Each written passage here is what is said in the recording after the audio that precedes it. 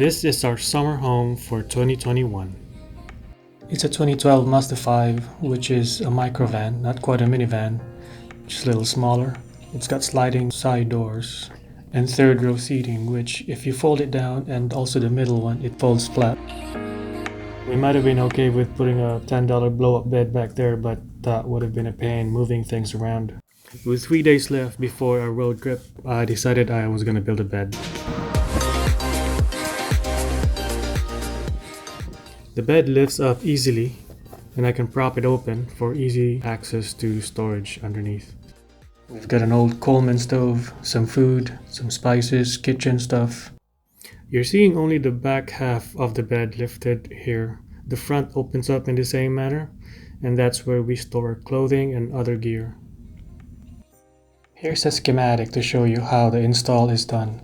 I built a bed frame that maximizes the space on the back. The narrowest part is the wheel well. And then I cut out a piece of plywood to fit the back half. On the front it's wider, so I was able to put a bigger piece of plywood there. And in the middle I put a hinge so they can both open one at a time. And then I cut out a king size bed to fit the whole space on top. Here's a closer look of the bed frame, which I actually got free from OfferUp, which is nice because the prices of lumber is so expensive right now. This was the bed frame before I cut it down to fit the back of the Mazda5. On both sides here you could see a support beam or a lip that will catch the slats that I have affixed on the plywood. When I close the bed, these slats will sit on the support beam, providing more structural rigidity to the bed. Initially I was gonna install the slats on the frame, but that would have been a pain to work around. We would have had to work around those slats to store or take out stuff.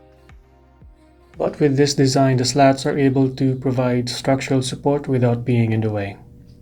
I drilled a hole on the plywoods to make it easier to lift it up, and this block of wood holds the anti-gravitational device in place to keep the bed up.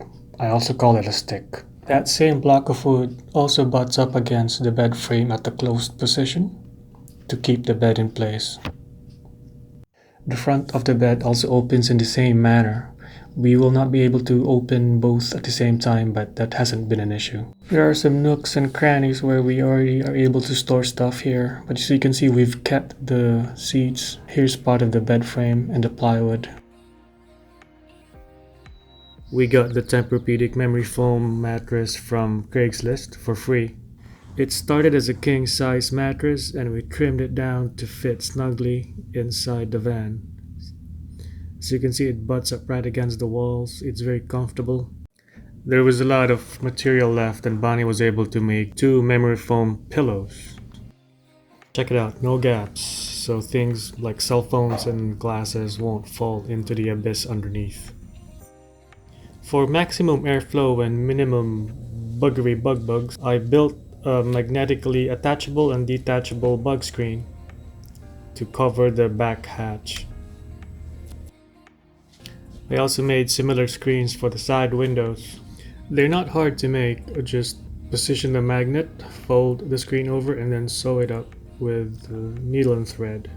And if we need some privacy or if it's too bright outside, I made some cardboard cutouts to fit in the windows.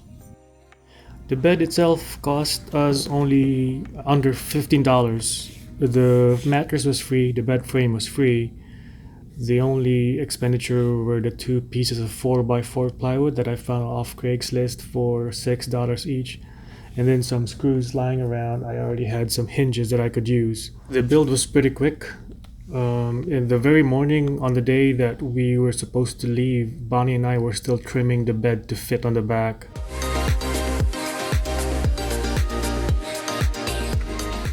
It felt like we were not fully prepared, but sometimes you just have to go.